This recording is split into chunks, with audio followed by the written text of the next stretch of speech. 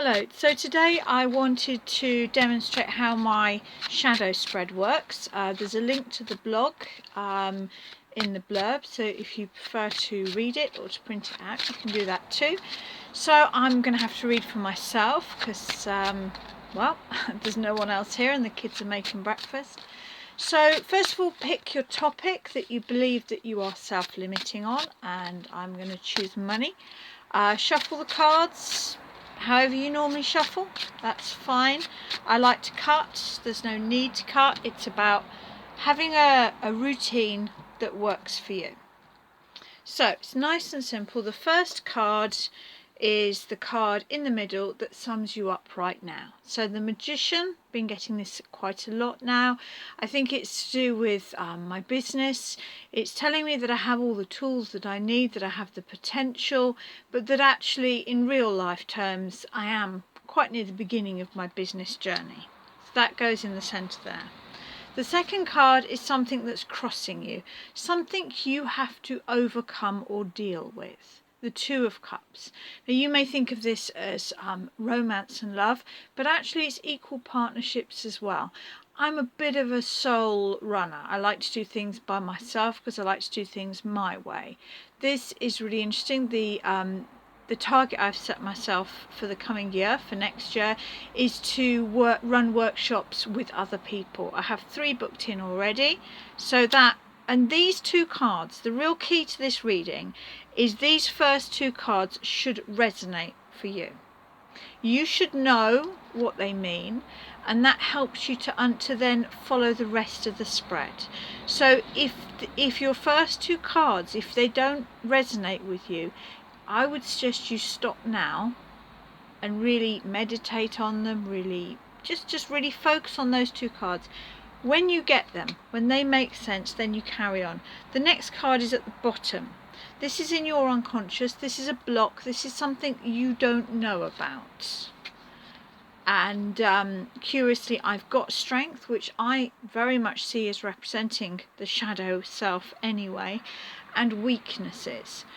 Now the key with this card is to go away and basically meditate on it. Another way you can do is to try automatic writing. There's a key there that your logical mind won't grasp. So as I said, journaling, automatic writing, meditating, any of those are really good things.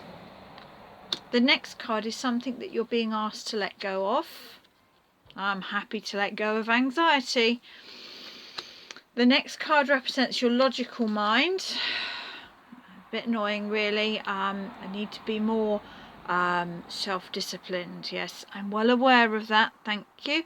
I do tend to be quite chaotic. I tend to jump from project to project. I'm not very good at planning and organising. Don't have the best business head, but I am getting there. I've really been trying hard, so it is good to see that that's in my head because it suggests that I'm focusing on that. And then the next card, the card of energy moving into the energy, is something that you need to embrace. I've got the 10 of Wands. Now whenever you get a card, you need to consider the best that the card can offer and the warning. So the best the card can offer is that I have the energy to carry a lot of burden, but which I do. So it's saying that effectively, financially, I'm going to have to do a lot of work to get the money I need to basically pay for my children, and that I have the strength to do that. But there's also a suggestion there that maybe my energy is a bit scattered. I've got too much on my plate and I could put some down. So it's a sort of a mixed message there of I have the energy I need, but maybe I'm still doing a bit too much. And I like to look at the bottom of the card. I tend to think it gives advice. Ace of Swords, clear vision. Now we're really getting somewhere. Now we're really saying that I need to stop stressing out. Okay, can deal with that. The card for my head is to be logical, to be organised, to have a business head. I can do that. Now we can see these two together, if I can get the Ace of Swords in there as well. The Ace of Swords is saying that I need to have more laser thought, more clear goal setting, and stop starting lots of projects and feeling overwhelmed.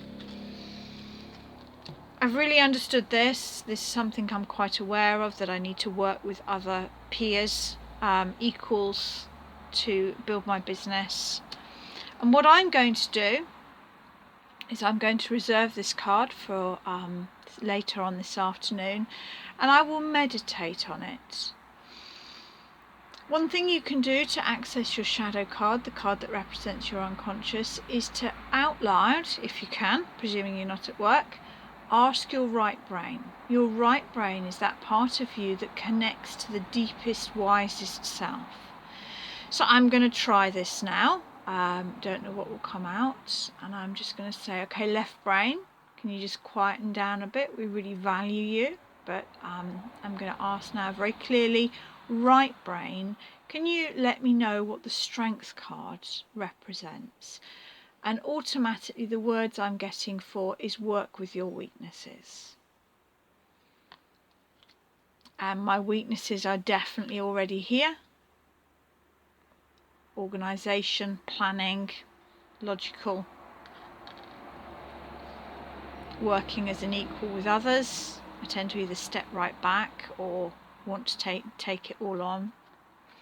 So I will do some more work with this, but that's how the shadow spread works. Ideally, you'd work with someone else with this spread, because your logical brain will try to mask the deep meaning of this. And although I do think it is working with my weaknesses, I think there's something else there, and I will be meditating on it later. So if you can work with someone else and help each other, because you, if you're working with a friend or even with an online buddy, are likely to get clues to this card for the unconscious, and you need to gently suggest them, and you tend to know you're right when the other person goes, no, that's ridiculous, because the logical brain will try to mask this. If you're working by yourself, try the meditating, try asking the right brain, try automatic writing and journaling. And if you start to get a bit frustrated and angry, usually means you're nearly there.